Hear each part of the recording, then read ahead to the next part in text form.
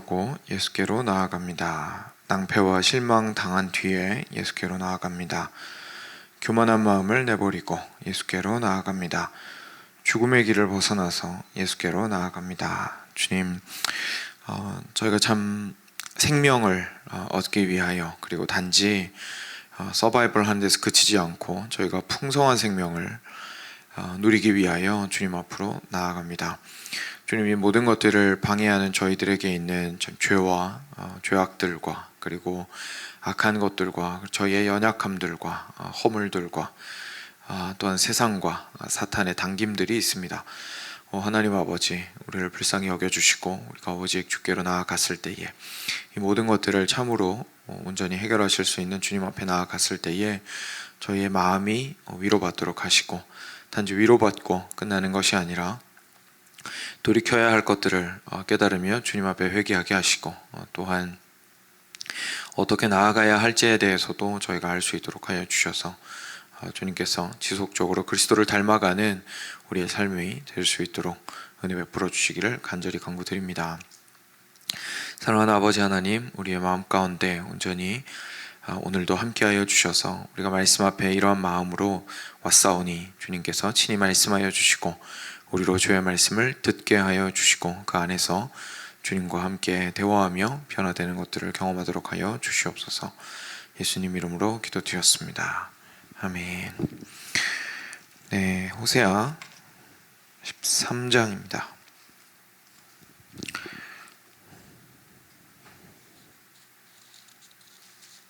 네, 13장 1절부터 16절 같이 보겠습니다.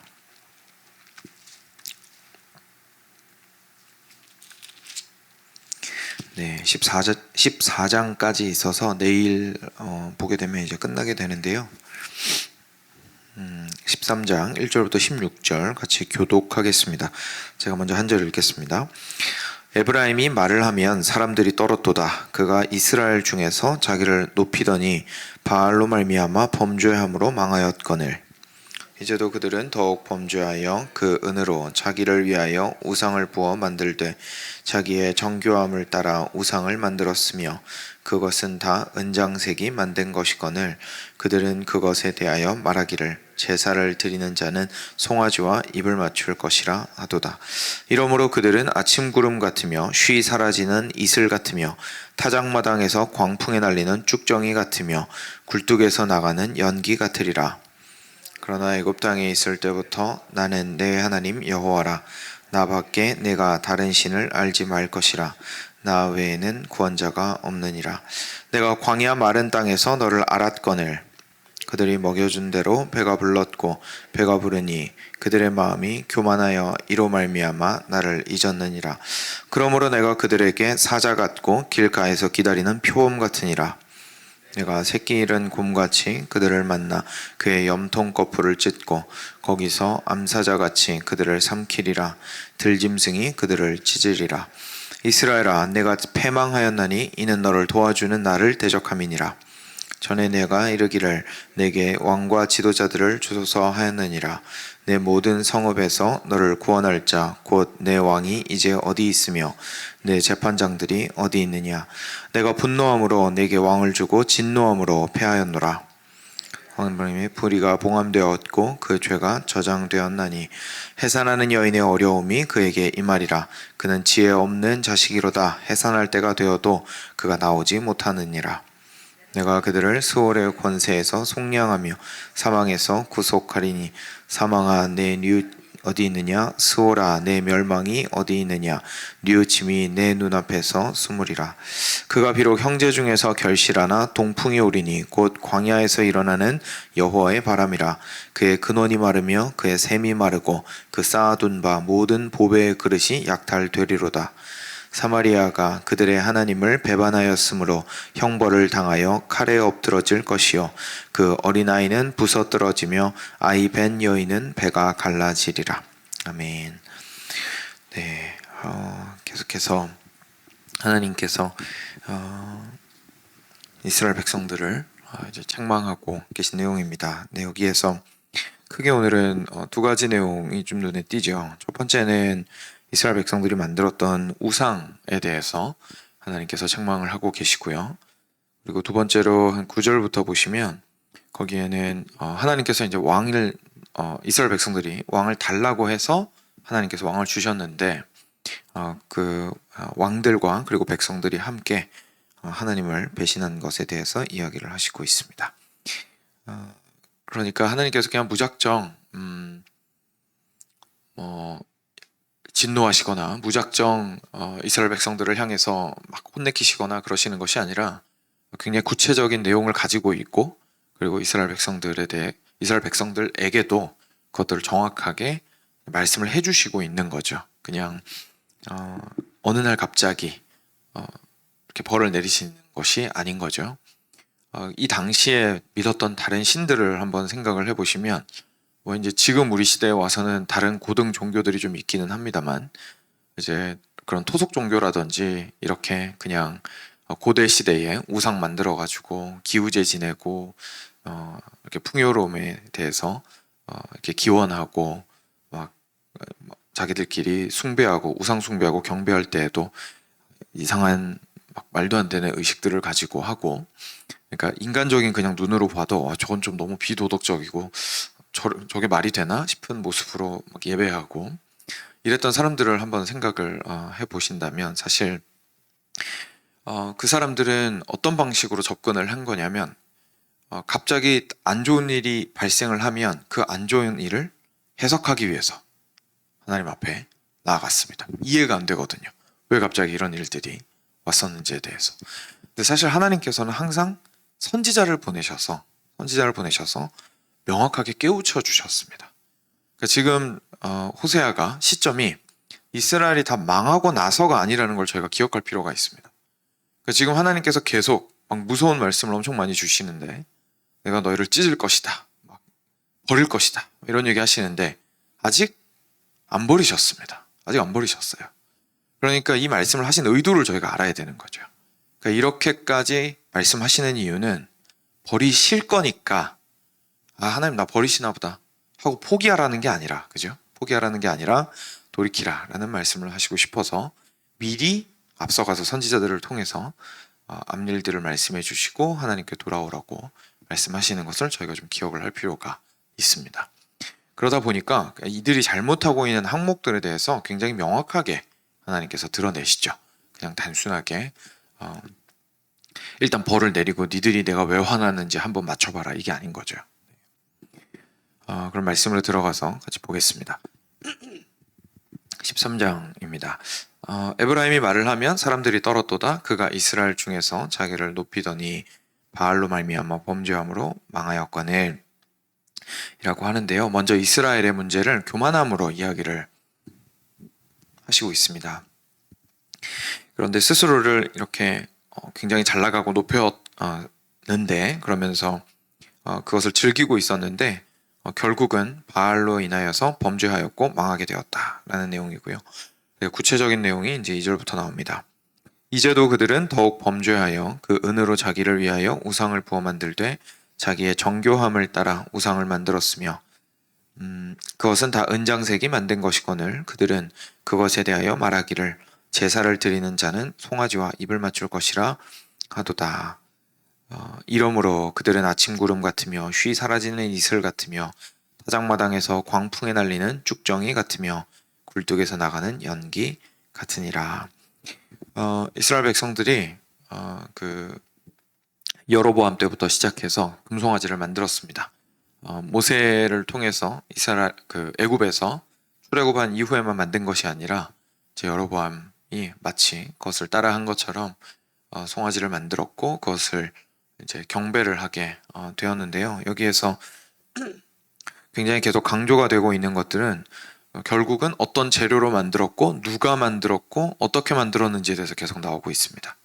은으로 만들었고 은장색이 만든 것이고 자기들의 기술에 따라서 할 수 있는 한 최선을 다해서 정교하게 만들었고, 그리고 실제로 그 사람이 만든 것이고 라는 거에 대해서 계속 얘기하고 계십니다.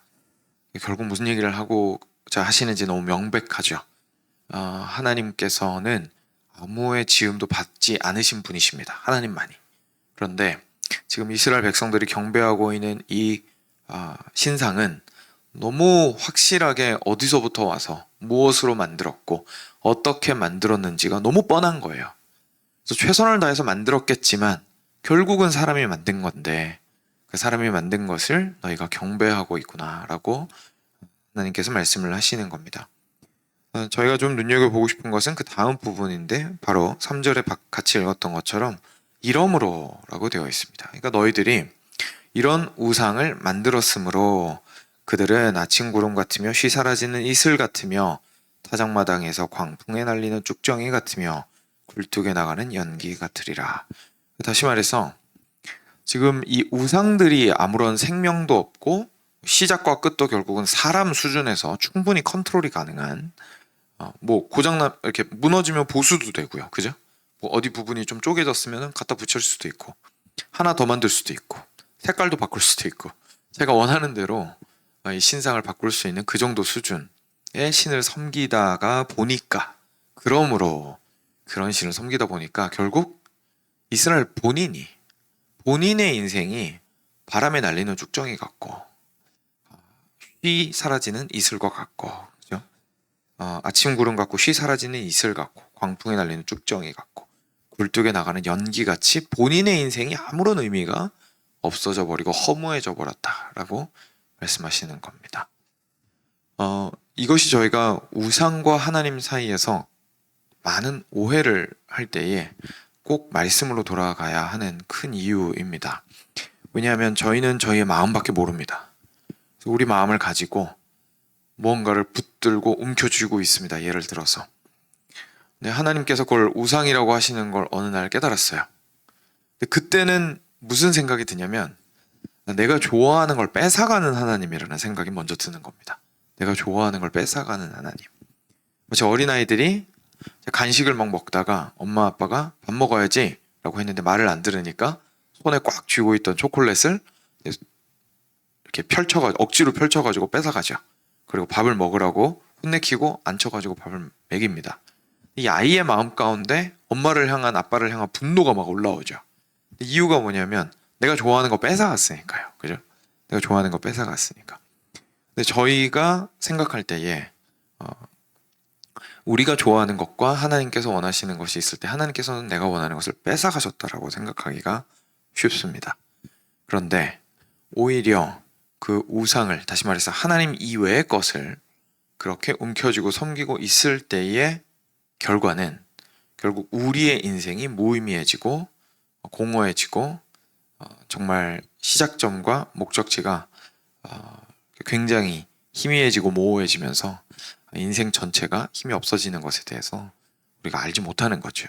근데 사실 하나님께서 손을 펼쳐서라도 가지고 움켜쥐고 있는 것을 빼앗아 가시는 것은 때리고 혼내켜서라도 빼앗아 가시는 것은 이제 하나님, 참된 하나님을 우리의 삶의 기반이자 목적으로 삼고 그리고 붙들며 살아갈 때에 우리가 온전한 우리 자신의 인생을 사실상 회복할 수 있기 때문에 그렇습니다.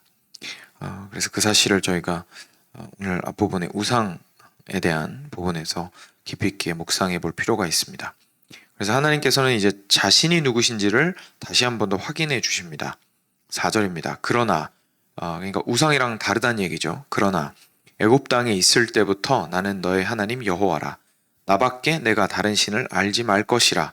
나 외에는 구원자가 없느니라. 내가 광야 마른 땅에서 너를 알았거늘 그들이 먹여준 대로 배가 불렀고 배가 부르니 그들의 마음이 교만하여 이로 말미암아 나를 잊었느니라.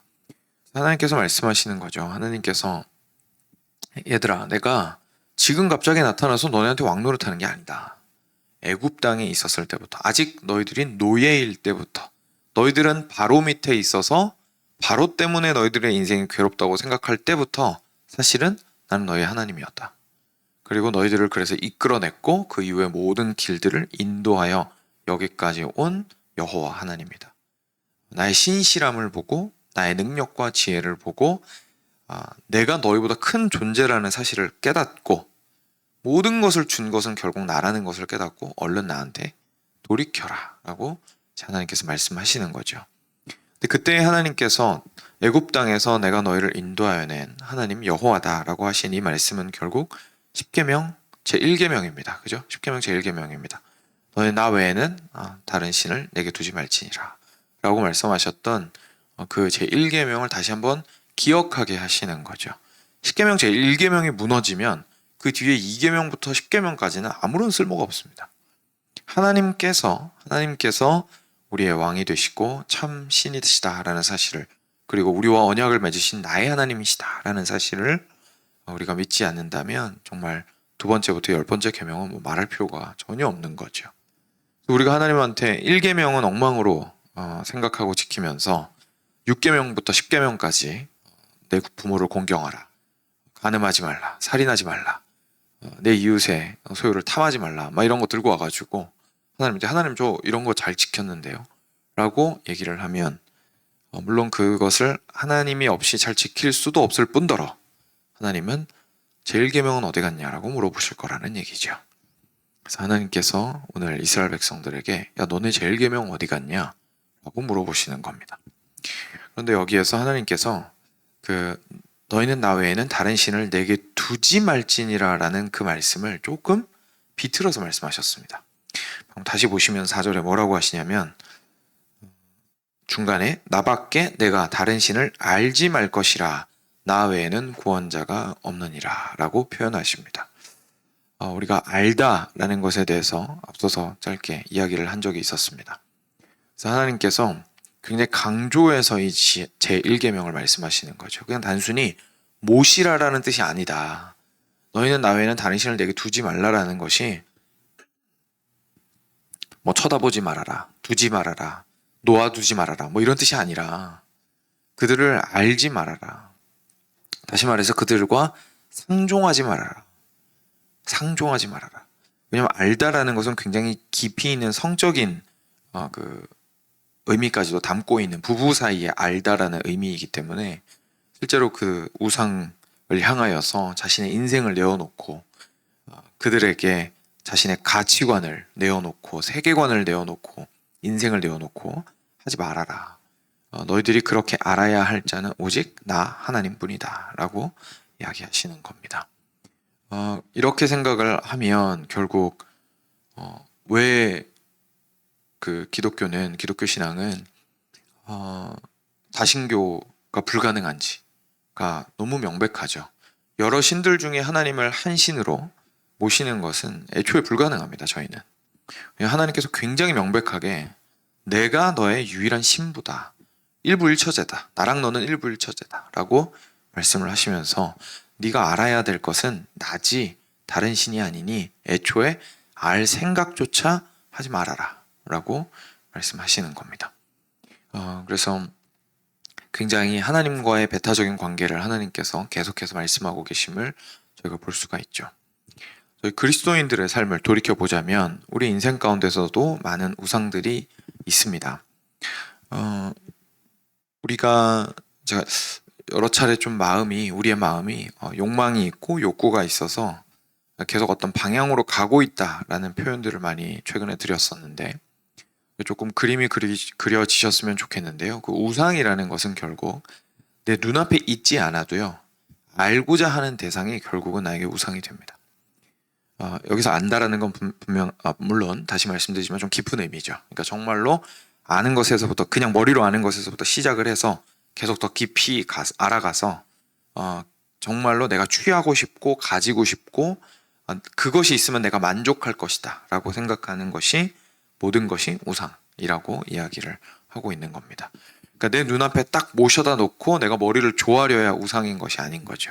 그것이 돈이 되었든 뭐가 되었든. 그래서 하나님께서는 우리 마음의 중심을 보시고 마음의 중심에서 내 마음이 어느 방향으로 가는지에 대해서 질문하고 계신 겁니다. 그래서 실제 저기 가서 돈의 노예가 돼서 사는 사람이 내 눈에 보여요. 물론 그 사람보다는 내 인생은 나을 겁니다. 하나님이 그런 거 보고 야 너나 걔나 똑같아 라고 하시진 않을 거예요. 다르긴 다를 겁니다. 그런데 괜찮다고 하시진 않을 거라는 얘기입니다. 괜찮다. 그러니까 걔는 너무 심했는데 거기까지만 안 가면 넌 괜찮아. 우리 보통 이렇게 생각하거든요. 근데 하나님께서 우리한테 저 사람이랑은 다르지만 그렇다고 괜찮은 건 아니야. 왜냐하면 너가 계속 글로 걸어가고 있잖니? 라고 물어보신다는 거죠. 그래서 우리가 우리의 마음 가운데에 이 우상을 바라볼 때에 나는 만들어 놓고 절한 적이 없어요가 아니라 제가 주일날 그 부러움이라는 표현으로 좀 말씀드렸던 것처럼 내 몸뚱아리는 안에 있어도 창문 바깥으로 보이는 세상을 향해서 부러워하는 마음을 가지고 있다면 결국은 언젠간 걸어 나가게 되어 있습니다. 언젠가는 걸어 나가게 되어 있습니다. 그래서 계속해서 그 마음 자체를 하나님께로 돌이키고자 하는 것이 정말로 중요하다라는 것을 제가 좀 기억할 필요가 있겠습니다. 그래서 네, 이미 시간이 많이 흘렀네요. 그래서 저희가 우상을 통해서 이런 것들을 저희가 깊이 있게 좀 다시 한번 생각해 볼 필요가 있습니다. 우리 삶 속에서 우상을 한번 생각해 보셨으면 좋겠습니다. 제가 참 하나님께서 주신 마음이라는 생각이 들었는데 오늘 아침에 운전하고 오면서 갑자기 그런 생각이 들더라고요. 그러니까 저희 그런 얘기 아마 들어보셨을 거예요. 자기 자신을 좀 객관적으로 바라보고 평가할 필요가 있다. 이런 이야기들을 들어보신 적이 있을 텐데 그 표현 자체가 얼마나 느껴지시는지 모르겠습니다. 근데 오늘 아침에 차 타고 오면서 갑자기 그런 생각이 드는 거예요. 그러니까 제가 알고 있는 말씀이나 아니면 다른 유익한 세상적인 지식들이 있지 않습니까? 그 지식을 놓고 상담자가 되었다고 상상을 해보는 거예요. 그리고 나를 내 앞에 놓는 거죠. 그리고 내가 생각하는 하나님의 말씀의 기준과 그리고 그러니까 다른 사람을 봤을 때 판단하게 되는 기준들이 있지 않습니까? 저건 잘못됐는데, 저건 옳은데. 그 기준들은 그대로 두고 나라는 사람의 삶과 생각만을 떼서 내 앞에 두는 거죠. 그리고 나서 상담을 시작하는 겁니다. 차 타고 오면서만 많이 생각나더라고요. 부끄러운 것들이. 나는 나에 대해서 너무 관대하거든요. 내 생각에는 아무렇지도 않은데 나같이 사는 사람이 내 앞에 상담자로 앉아있으면 저는 분명히 뭐라고 할 것 같은 거예요. 이 부분은 이렇게 하시면 안 됩니다 라고 말할 것 같은 거예요. 오면서 자백하면서 왔는데 이런 말씀들을 보면서 결국 우리는 그런 식으로 우리가 돌이켜볼 수밖에 없는 것 같습니다. 우리가 너무 오랫동안 이렇게 신앙생활을 해왔고 우리의 삶 자체도 너무 오랫동안 살아왔기 때문에 사실 그렇게 보기가 참 쉽지가 않거든요. 그런데 우상에 대해서 나에게 있는 우상이 무엇인가 라는 것을 좀 생각해 볼 때에 뭐 그렇게까지 심하게 하는 거 없는데 만약 그렇다면 좋은 것이지만 그러하다 하더라도 하나님을 더욱더 사랑하기 위해서 조금 더 객관적으로 나 자신을 내 앞에 두고 하나님의 말씀을 기준으로 해서 상담을 시작해 보신다면 돌이킬 것들이 분명히 발견되리라 생각을 합니다. 두 번째 부분은 오늘은 그냥 나누지 않도록 하겠습니다. 두 번째 부분은 오늘 가서 한번 보시면 결국 하나님께서 왕을 이스라엘 백성들이 왕을 달라고 했는데 주었더니 그 왕들과 함께 죄를 짓고 있는 이스라엘을 책망하시는 내용이라는 것을 좀 염두에 두시고 보시면 이해하시는데 별로 어렵지 않으시리라 생각을 합니다. 그래서 결국은 하나님만이 우리가 경배해야 될 분이고 첫 번째 부분에서는요 하나님만이 우리가 사랑하고 경배하고 알아야 할 분이고 두 번째 부분에서는 하나님만이 우리의 통치하시는 왕이십니다 라는 것을 우리가 기억해야 하는 말씀드린 거죠. 그래서 한번 들으신 말씀 기억하시면서 주님 앞에 기도로 나아가도록 하겠습니다. 갑자기 함께 기도하겠습니다.